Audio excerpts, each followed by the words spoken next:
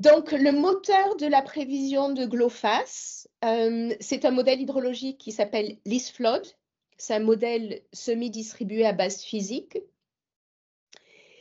Il utilise des forçages météorologiques. J'ai déjà indiqué ERA5 ou j'ai déjà indiqué une réanalyse et c'est en fait ERA5 qui est utilisé pour les forçages qui sont les plus proches de ce qu'on appelle les observations. Et nous avons aussi des forçages de prévision qui sont les systèmes de prévision ICMWF d'ensemble. Le modèle hydrologique aussi utilise des caractéristiques physiques des bassins versants et je les indiquerai un peu plus tard. Donc là, ça c'est le cœur de GLOFASS, où on utilise ces forçages pour calculer des séries de débit partout sur le domaine. Quelque chose de très important, c'est que ce modèle hydrologique est un modèle, comme on dit en anglais, open source, c'est-à-dire que n'importe qui peut avoir accès au code, les télécharger et les utiliser pour leur travail de recherche, pour leur travail opérationnel. Donc, ça peut permettre à certains d'entre vous d'utiliser le même modèle, mais le mettre en place localement et de pouvoir le comparer ou le mettre en complément au modèle global que nous mettons en place par rapport à GLOFASS.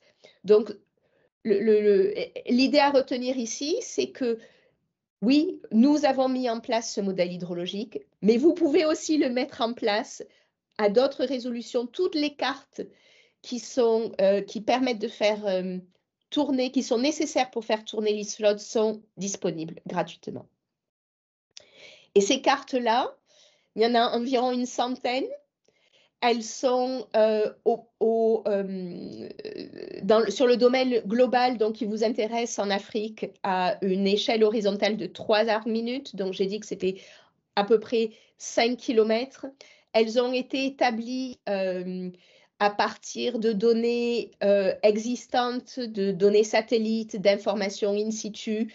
Et elles ont été transformées pour vraiment correspondre aux données demandées par LISFLOD. OK. Donc, j'ai déjà indiqué que la deuxième partie c'est le corps du modèle, donc le code qui est en Python et PC Raster.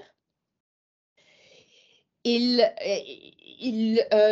simule un certain nombre de processus.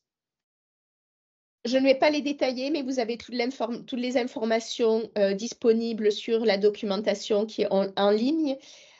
Cette documentation est en anglais, mais il existe maintenant des services de traduction automatique qui, si c'est préférable de l'avoir en français, de les transformer en français. Ce qui est important, c'est qu'il y a des informations, des processus anthropiques comme la gestion de barrages ou les prélèvements d'eau pour irrigation qui sont compris dans la simulation. Mais comme j'ai déjà indiqué, ils sont compris de façon plutôt simplifiée.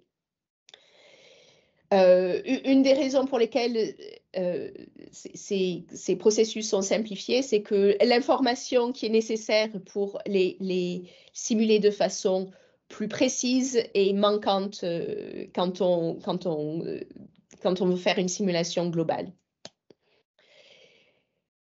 J'ai déjà indiqué que LISFLOD est un modèle distribué à base physique, donc il a des paramètres par défaut qui existent et donc il peut faire des simulations partout dans le monde. Par contre,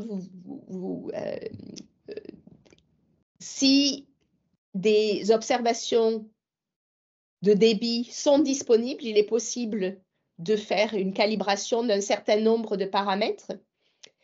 Et c'est ce que l'on fait de façon régulière avant de mettre une grande mise à jour de GLOFASS. Donc ici, la carte en bas à droite vous montre les points de calibration qui ont été utilisés pour la version GLOFASS 3. ce sont les points en noir. Puis vous voyez les points en orange, ce sont les points qui ont été utilisés en plus des points en noir pour la version 4. Donc on a eu environ 2000 stations, ça nous permet d'avoir une meilleure représentation hydrologique et vous pouvez voir que entre la version 3 et la version 4, on a bénéficié de beaucoup de données sur le continent africain. Et nous avons déjà commencé une campagne de collecte de données en préparation d'une autre calibration. Donc GLOFASS 4 a été mis en opération l'an dernier, en juillet, et on envisage un GLOFASS 5 mis en opération dans le courant 2025. Donc, si vous avez des données de débit journalières observées dans vos pays, vous êtes d'accord pour les partager avec nous, elles peuvent être prises en compte pour la prochaine étape de calibration et on espère du coup pouvoir améliorer la façon dont GLOFASS représente l'hydrologie dans vos pays.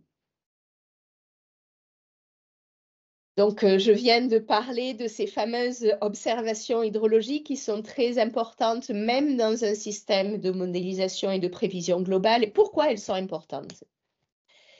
Donc, elles sont utilisées en fait pour trois choses qui sont complémentaires et liées.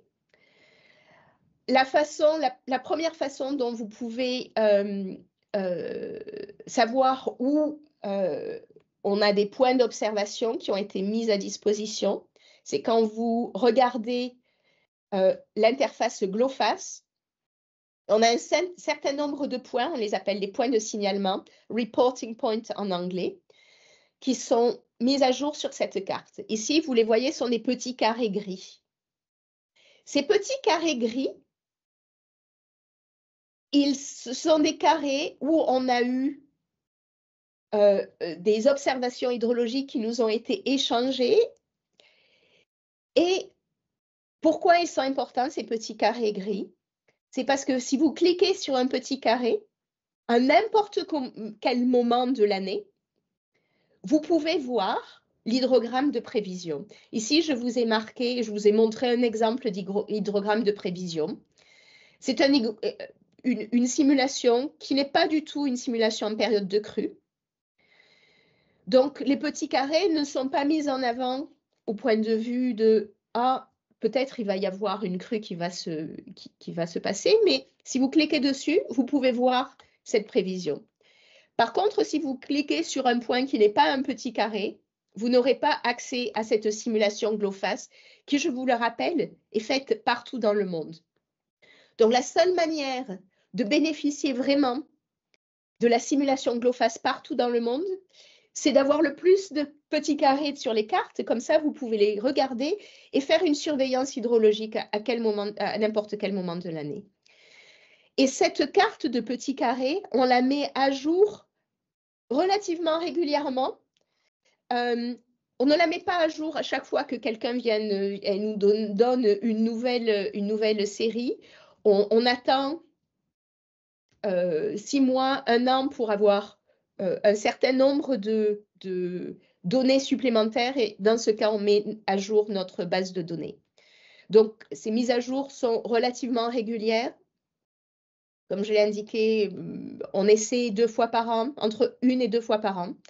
Et la prochaine mise à jour sera en automne 2024. Donc, à nouveau, c'est le moment si vous pouvez partager vos données, vos données d'observation de débit, de les partager avec nous. Comme ça, on pourra rajouter des points sur cette carte qui vous permettront de faire une surveillance hydrologique de vos bassins versants. Donc ça, c'est une première utilisation, ces cartes de points de signalement. La deuxième utilisation, qui est peut-être évidemment la plus importante en tant que modélisation hydrologique, c'est de permettre d'améliorer la calibration.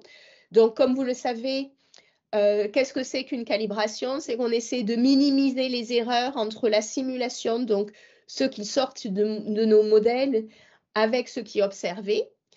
Et on fait ça en changeant nos paramètres, en faisant une recherche de paramètres et en trouvant celles qui minimisent ces erreurs.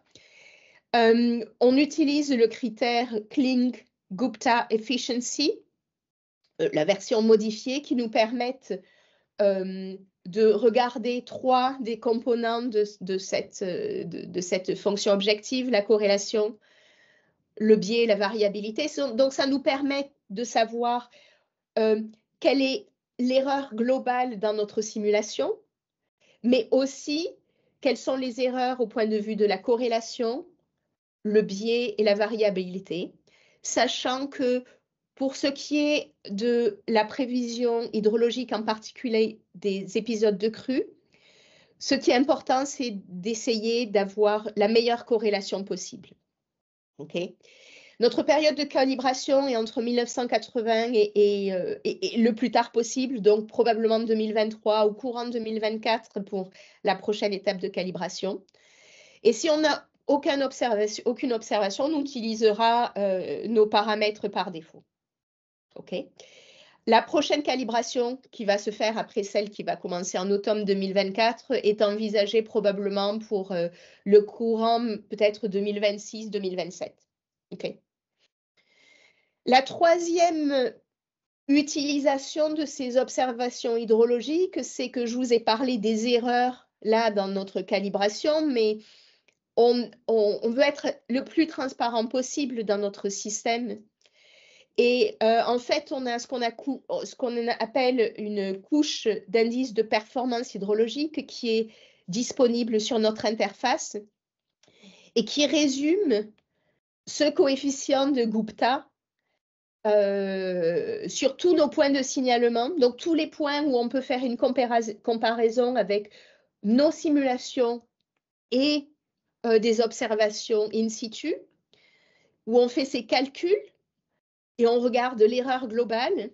Donc, pour tous ces points, vous pouvez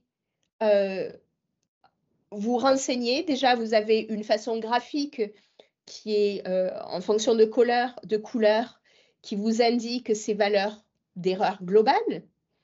Mais vous avez aussi les informations sur la décomposition. Je vous ai dit que, par exemple, la corrélation, c'est un élément qui est très important.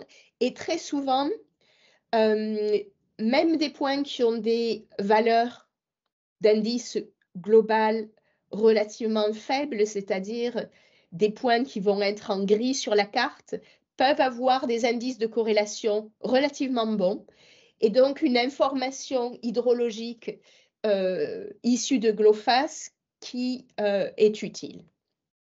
Donc, cette couche d'indices de performance, nous la voyons comme une aide à la décision qui aide à avoir plus peut-être de confiance sur les résultats de GLOFASS ou en tout cas vous donner une information sur notre capacité à simuler les débits dans votre région.